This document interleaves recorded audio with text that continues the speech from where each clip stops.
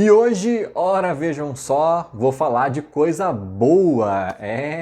Fazia tempo, né? Mas pelo menos na minha opinião é boa, porque talvez seja um pouco polêmico o assunto, que é o arranca-rabo de Jeromel com Bitelo no jogo de ontem contra o Londrina.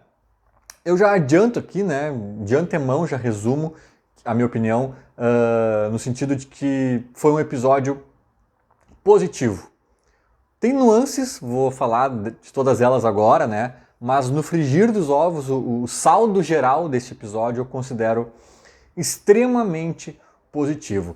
Para quem não tá ligado, não viu o jogo, não viu nenhuma repercussão sobre ele, teve um lance em que dá uma jogada ali perto da linha lateral, Londrina indo pro ataque ali, meio que perto do meio de campo, e o árbitro faz um sinal com a mão, o jogador do Londrina cai no chão, e o árbitro faz um sinal com a mão assim de tipo... Cara, é aí que tá, começa por aí já, o árbitro era confuso. Ele era meio preguiçoso até, por vezes ele só apitava sem gesticular, né, sem indicar exatamente o que ele estava marcando. Isso várias vezes foi visto durante a partida, então ele dá margem para confusão, é bom que se diga, isso já alivia um pouco o erro do Bitelo. Foi um erro, mas acho que alivia. E às vezes ele apitava meio fraco até, sei lá, um árbitro estranho na sinalização do jogo, que é um dos elementos básicos, né, das funções ali da arbitragem. Mas o árbitro ele faz assim com o braço, meio que tipo assim, cara, realmente dá pra pensar que ele tá marcando a falta. Só que ele não marcou, ele quis dizer siga o jogo, que, né, seria mais natural talvez até fazer assim, tipo, segue, enfim, ele foi confuso. A bola sobra pro Bitelo depois que o jogador do Londrina cai. E a torcida, eu acho, também faz um... tipo assim, não foi nada, sabe? Mas parece que tá um pouco lamentando, assim. Sei que o Bitelo pega a bola na mão, né? Tipo assim, pra jogar ali em direção ao local da falta. E não foi falta. O juiz tava querendo dizer que era pra seguir o jogo. E nisso, né? Calor da hora ali e tal. O Londrina, inclusive, depois cobra rápido e cria uma jogada perigosa de ataque que não deu em nada, saiu a bola pela linha de fundo, mas até estava impedido, eu acho. Eles cobraram tão rápido que o jogador que recebeu estava impedido e tal. Enfim, não vem ao caso. A sequência da jogada não vem ao caso. O que vem ao caso é que quando o Bitelo faz isso, o Jeromel enlouquece com ele. Enlouquece como eu talvez nunca tenha visto o Jeromel enlouquecer em todos esses, sei lá, 6, 7 anos, eu nem sei quanto tempo faz que o Jeromel tá no Grêmio, talvez 7 anos ou até mais. Enfim, eu nunca tinha visto o Jeromel enlouquecer dessa forma. Ele, num ato assim, né, num ato reflexo, num rompante, ele pega o Bitelo meio que pelo colarinho, pela camisa, assim, dá uma chacoalhada, fala, porra, sei lá o quê, não sei o que ele disse pro Bitelo ali, mas ele tipo, caralho, acorda, te liga, sabe? Uma coisa meio nesse sentido. E aí a gente começa as análises. Tá, aconteceu isso. O Jeromel se excedeu? Sim. O Jeromel, ele foi ríspido, ele até expôs, de certa forma, o Bitelo, né, diante de um estádio, diante de uma transmissão, enfim, né, foi uma coisa que talvez tenha passado um pouco do ponto. Tanto foi que o Jeromel, logo em seguida o lance acaba, né, daí dá impedimento ali, o Grêmio vai cobrar, o Jeromel naquele momento já vai ao Bitelo e pede desculpas. Tá, olha, me excedi, mas é que enfim, né, surtei aqui, tipo, não acreditei no que eu tava vendo e passei do ponto. Então o Jeromel sabe disso. Cara, sinceramente, na minha opinião, essa leve passadinha de ponto do Jeromel é o único asterisco, eu nem vou usar a palavra negativo, é o único asterisco, é o único pequeno erro de alguém do Grêmio, né? Porque eu acho que do árbitro teve também, é o único pequeno erro de alguém envolvido no lance. Não, o Bitelo também é óbvio, né? O Bitelo se precipitou ali, pegou com a mão, deu uma falta para os caras, mas assim, são erros muito pequenos. O do Bitelo, justificado pela confusão que o árbitro mesmo criou, ok, mas ele devia estar mais atento, ele devia passar a bola e depois se o árbitro vai apitar de novo, daí são outros 500. Enfim, ele errou, o Bitelo errou, não dá para tirar assim que ele errou. Mas, como eu disse, dá para entender o erro. Agora, o erro do Jeromel, cara, no pequeno micro errinho do Jeromel, tem uma análise aqui que eu faço que quase não transforma em erro. Né? Primeiro que assim, ó, eu tô confuso aqui porque eu tenho muita coisa para dizer sobre isso. Primeiro que assim, ó, é um erro oriundo de um engajamento do Jeromel, de uma conexão do Jeromel com o jogo, com o inferno da Série B, com o que representa o que está acontecendo com o Grêmio. Assim, ele vê a bola cair no pé do nosso volante, com possibilidade de sair tocando para o lado e criar mais um ataque e tal. E o cara transforma aquilo em uma falta, né, de ataque para o adversário. O Jeromel surta, né? O Jeromel se descontrola, como a gente poucas vezes ou nenhuma vez tinha visto antes. Tentem imaginar o Douglas Costa no lugar do Jeromel. A partir desse exercício de imaginação, a gente começa a entender que esse erro do Jeromel é totalmente, entre aspas, é quase um não erro, né? Tipo assim, ele é fruto de uma conexão do Jeromel com a situação, tipo, o Jeromel tá ali sentindo, ele não tá só jogando, ele não tá só colocando a roupinha do Grêmio entrando em campo, ele tá sentindo o jogo, ele tá incorporado naquele jogo.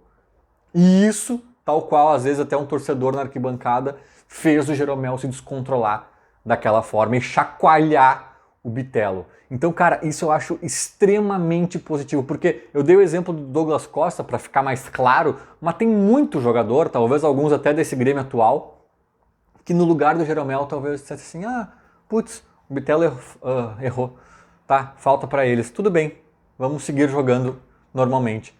Não, o Jeromel ficou louco, ficou pistola, e isso eu vejo a raiz desse exagero do Jeromel, a raiz é extremamente positiva. É extremamente positiva e isso precisa ser pontuado, isso precisa ser dito, né? Além disso, eu vejo também um lado positivo do Bitelo, que também depois no Twitter pediu desculpas pelo lance, falou que tudo é aprendizado e não sei o que lá. Então, assim, foi humilde para receber essa bronca, né, de certa forma, do Jeromel e entender que teve uma parcela de erro dele sim nesse lance, que talvez ele tenha que estar mais concentrado, mais ligado, mais atento, embora o juiz tenha colaborado, também tem a parte dele, é verdade, então ele reconheceu. E mais, como eu estou fazendo exercícios de imaginação, imaginem agora no lugar do Bitelo o Matheus Henrique. O jovem Matheus Henrique, lembra? O Matheus Henrique já mandou, não sei se foi o Diego Souza, mas ele já mandou veteranos do Grêmio, talvez no plural mesmo, irem tomar naquele lugar. Ele já discutiu com um treinador, não sei se não foi o Filipão até, cara, acho que foi o Filipão se bobear, né? Mas independentemente de quem tenha sido, ele também mandou um treinador, né? Tipo assim, ele era um cara que volta e meia, era um jovem, muito jovem, um guri, que volta e meia um técnico ou até um colega mais experiente dava uma mijada, uma orientada, e ele não aceitava, ele era arrogante, petulante, né? Um cara que teve aquele episódio das chuteiras laranjas que pareciam vermelhas em alguns monitores. Eu mesmo falei disso e caíram na minha cabeça na época, né? Quando ele respondeu que era laranja e tal. Só que daí, em vez de ele reconhecer, tipo, cara, não, realmente é laranja, tipo, parece, mas não é, não sei o quê, ele ficou debochando do torcedor, né, dos torcedores que estavam falando a cor errada. Depois ele recebeu uma cinza, se eu não me engano, não sei qual era a empresa que fornecia material para ele, me esqueci agora, mas ele recebeu uma chuteira cinza, e daí ele ficou debochando na internet, ainda, para alguns torcedores eles vão dizer que isso aqui é verde, tipo assim, sabe? Agora olha o Bitelo, cara. Olha o Bitelo. O Bitelo talvez tivesse motivo para mandar o Jeromel tomar naquele lugar. Porque de fato, o Jeromel se cedeu. Cara, ele pegou pelo colarinho e deu uma chacoalhada. Tipo, cara, ali se o cara empurra o Jeromel e fala, tá, meu, te liga, sabe? Não estaria todo errado. sabe? Aí talvez depois o Jeromel se desculpasse com ele se desculpasse com o Jeromel, mas não foi o caso, ele ficou assim, meu Deus, o que rolou, o que eu fiz, não sei o que, sabe? Eu acho que ele respondeu alguma coisa, tipo, eu não entendi, tal, mas ficou pianinho, foi no Twitter depois dizer que aprendeu. Então assim, cara, mostrou que é um guri pelo menos mais humilde, com maturidade, com talvez, né, disposto a aprender, a ouvir os mais velhos, né? Não tem essa coisa, até falavam sempre do racha dos jovens contra os mais velhos ali, tipo, talvez naquela geração o Matheus Henrique pudesse mesmo rolar, mas agora o Bitelo dá um indício de que não, tipo, tamo junto, tô ouvindo, né? E aí, muitas pessoas também, por isso que eu disse que o assunto é polêmico, né? Teve gente que achou a atitude do Jeromel horrorosa, e meu Deus, eu não sei o quê. E algumas pessoas disseram assim, que, por exemplo, só fez isso porque era o Bitelo, e queria ver se fosse o Diego Souza, o Kahneman, se ele ia ter feito o mesmo. É óbvio que não. É óbvio que não. Mas aquela chacoalhada do Jeromel no Bitelo não é só um descontrole de tipo assim, meu Deus, agora é falta pros caras. Não é só isso. Ali também, naquele rompante, tem um caráter pedagógico. Tem um caráter pedagógico. De tipo, cara, te concentra no jogo, te liga no que tu tá fazendo. Presta mais atenção. Sabe? Não podemos dar esse tipo de rateada, né, no inferno que a gente está vivendo, numa série B, com a corda esticada.